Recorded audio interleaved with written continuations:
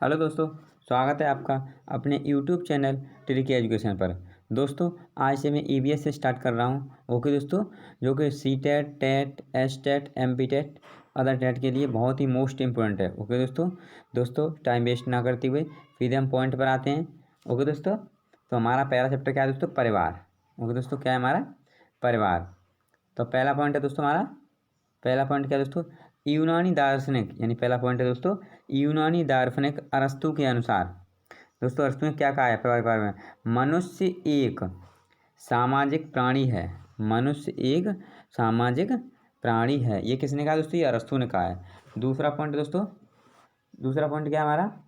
प्रत्येक व्यक्ति के जीवन में परिवार की भूमिका अत्यंत महत्वपूर्ण होती है। दोस्तों मतलब कि प्रत्येक जीवन के परिवार यानी प्रत्येक व्यक्ति के जीवन में, मतलब ये बात सही है दोस्तों, जीवन में परिवार की भूमिका अत्यंत महत्वपूर्ण होती है। परिवार ही वह सर्वप्रथम समुदाय है जिसमें मनुष्य सामूहिक रूप से रहना सीखता है।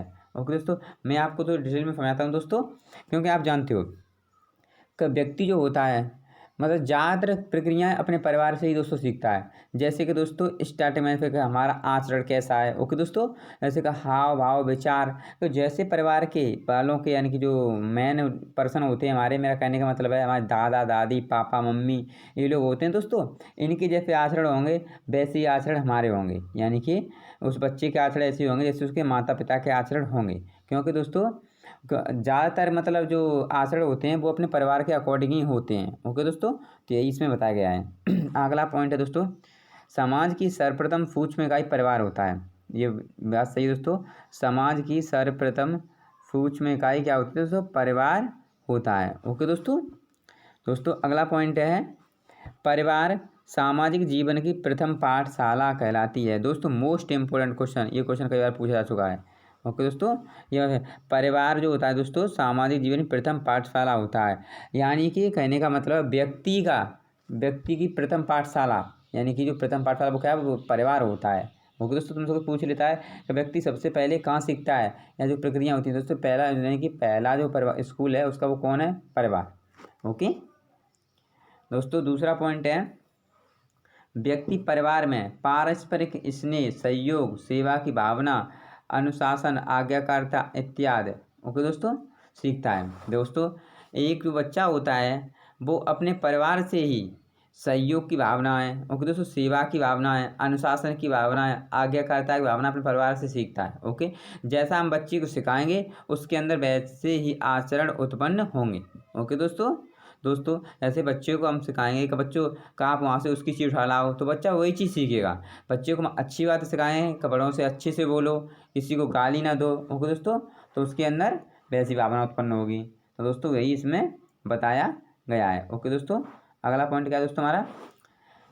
दोस्तों अगला पॉइंट है हमारा, परिवार को वंश के आधार पर, विवाह के आधार पर, आकार के आधार पर, संबंध के आधार पर वर्गीकृत किया जा सकता है।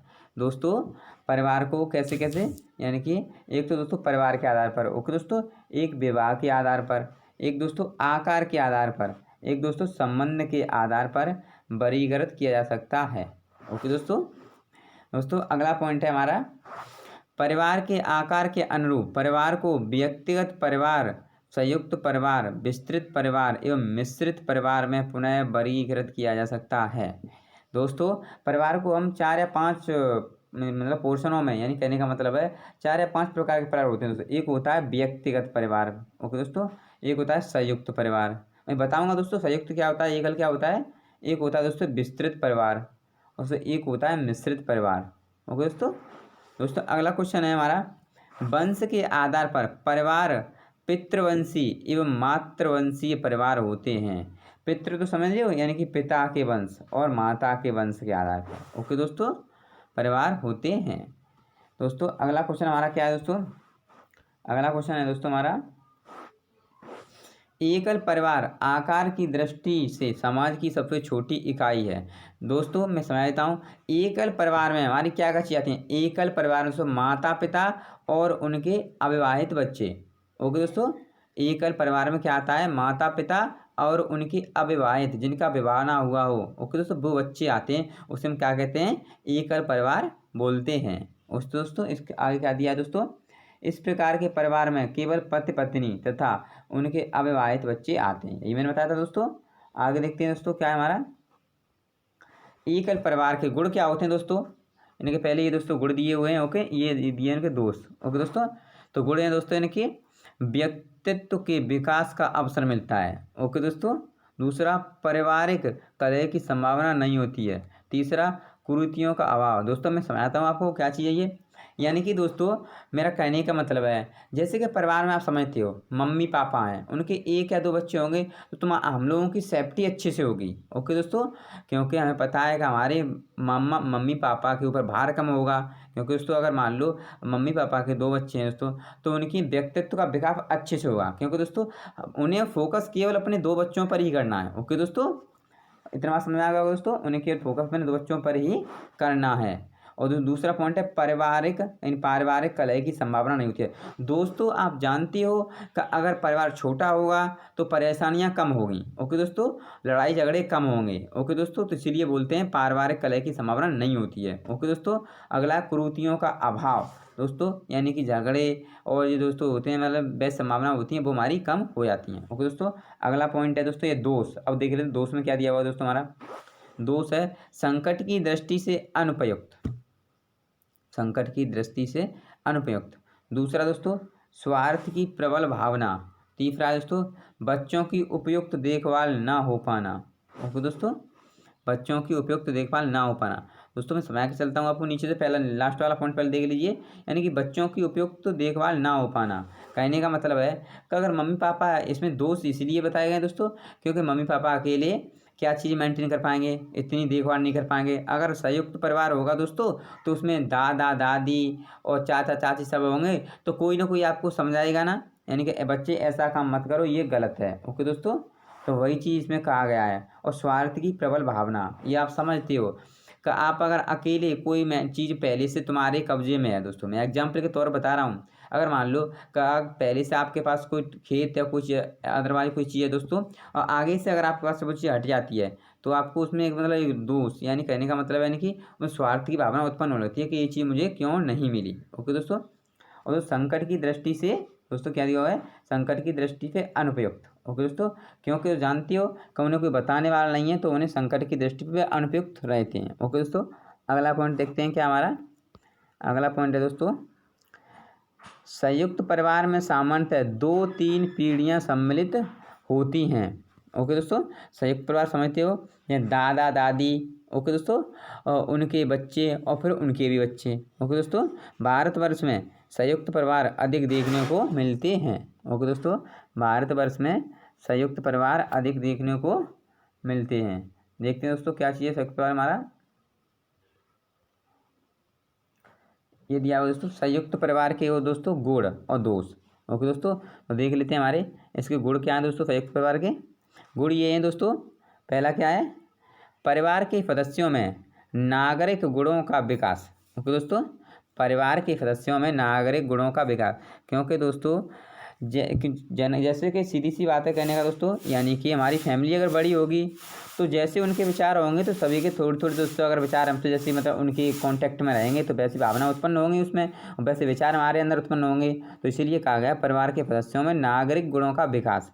दूसरा है आर्थिक अपत्यय पर रोक, यानी कि आर्थिक अपत्यय पर रोक। ओके दोस्तों, आर्थिक स्थिति समझते हो आप। ओके दोस्तों, आर्थिक स्थिति होती है हमारी, यानी कि हमारा रहन सहन। ओके दोस्तों, हमारा रहन सहन होता है, हमारी दिनचर्या जो रोज़ की दिनचर्या होती है उस पर दोस्तों, यानी कि आर्थिक अपत्यय पर रोक। ओके दोस्तों, अगला है घरेलू एवं बाह्य कार्यों हेतु श्रम विभाजन की सुविधा। दोस्तों आप समझते हो अगर फैमिली बड़ी होगी तो हर काम मेंटेन करने में आसानी होगी। ओके दोस्तों, तो वही चीज़ है। अब देख लेते हैं दोस्तों इसमें क्या है, ये दोष। तो दोष क्या है दोस्तों, इसके दोष हैं दोस्तों हमारे इसके, यानी कि पारिवारिक कलह की संभावना होती है दोस्तों। क्योंकि आप जानती हो परिवार बड़ा होगा तो खाने पीने पे लेकर के दोस्तों और भी काफ़ी कंडीशंस हैं जिनकी वजह से परिवार में कलह उत्पन्न होती है। ओके दोस्तों, लड़ाई झगड़े होते हैं। दूसरा पॉइंट दोस्तों व्यक्ति के विकास के संपूर्ण अवसर नहीं होते। ओके दोस्तों, यानी कि आप समझते हो अगर बड़ी फैमिली होगी तो बच्चे की देख रेख अच्छे से नहीं होगी। ओके दोस्तों, क्योंकि अगर इंसान मान लो कोई गरीब आदमी है, उसके 4 या 5 बच्चे हैं, तो दोस्तों अच्छी तरह नहीं पढ़ा पाएगा वो। ओके दोस्तों, 1 या 2 बच्चे हों तो उसे मेंटेन कर सकता है। यही चीज़ इसमें बताई गई है, व्यक्ति के विकास के संपूर्ण अवसर नहीं होते हैं। ओके दोस्तों, और आगे दोस्तों तीसरा पॉइंट है स्त्रियों की दुर्दशा। ओके दोस्तों, स्त्रियों की दुर्दशा, क्योंकि आप जानते हो, मैं एक नॉर्मल सा एग्जांपल ले लेता हूँ कि अगर फैमिली बड़ी होगी तो स्त्रियों को काम ज़्यादा करना पड़ेगा। ओके दोस्तों, जैसे खाना वाना और खेत मतलब जो भी होते हैं दोस्तों, तो यानी कि बड़ी फैमिली है, ज़्यादा कमाना पड़ेगा, तो इसलिए बोला दोस्तों स्त्रियों की दुर्दशा। दोस्तों इसके और भी एग्जाम्पल बन सकते हैं, पर मैं नॉर्मल लेके चल रहा हूँ। ओके दोस्तों, अगला है दोस्तों बालकों के विकास में बाधा। दोस्तों आप समझते हो बड़ी फैमिली होगी तो आप समझते हो कि बच्चों का विकास अच्छे से नहीं हो पाता है, ये तो आप अच्छी तरह ही समझते हो। ओके दोस्तों, क्योंकि आप अपने से रिलेट करके चलिए दोस्तों कि आपकी फैमिली में किसी ना किसी के दोस्तों इतने तो होंगे दोस्तों, यानी कि तो आप उन्हीं से मान के चलिएगा कैसी कंडीशंस हो जाती हैं। ओके दोस्तों, आगे पॉइंट देखते हैं क्या हमारा आगे पॉइंट है दोस्तों, यानी रिलेशनशिप। दोस्तों ये रिलेशनशिप है कुछ तो इनके नीचे कुछ दिए अप्रत्यक्ष संबंधों की सूची दी गई है, इन्हें अच्छी तरह याद कर लें, इससे आपको संबंधों पर आधारित प्रश्नों को हल करने में काफ़ी सुविधा होगी। दोस्तों पहला क्या है, यानी माता या पिता का पुत्र क्या कहलाता है। दोस्तों जब मैं अपने से मान चलता हूँ दोस्तों, ओके, तुम अपने खुद को रिलेट करो, ये उससे तब निकल पाएगा दोस्तों। तो अगर मान लो तुम्हारे मम्मी पापा का पुत्र तुम्हारा क्या होगा, भाई होगा। ओके दोस्तों, फिर क्या है, तुम्हारे मम्मी और पापा की पुत्री कौन होगी दोस्तों, ये बहन होगी ना दोस्तों। और अगला दोस्तों तुम्हारे पिताजी का भाई कौन होंगे दोस्तों, चाचा लगेंगे ना, तो चाचा हो गए। ओके दोस्तों, आगे देखते हैं क्या है हमारा दोस्तों, अगर मान लो तुम्हारी मम्मी का भाई कौन होगा दोस्तों, मामा लगेंगे। ये दोस्तों इसमें मिसप्रिंट है, यानी मामा कर लो यहाँ पे। ओके दोस्तों, यहाँ पे ये मामा होंगे। और दोस्तों अगला है पिता की बहन। ओके दोस्तों, तुम्हारे पापा की बहन कौन होगी, तुम्हारी बेटा बुआ होगी ना, और बुआ फूफा। ओके दोस्तों, अगला है माता की बहन, यानी कि तुम्हारी मम्मी की बहन, तुम्हारी मौसी हुई ना दोस्तों। ओके, अगला पॉइंट देखते हैं दोस्तों, पिता के पिता, यानी कि वे तुम्हारे पिताजी के पिताजी कौन हुए दोस्तों, दादाजी हुए ना।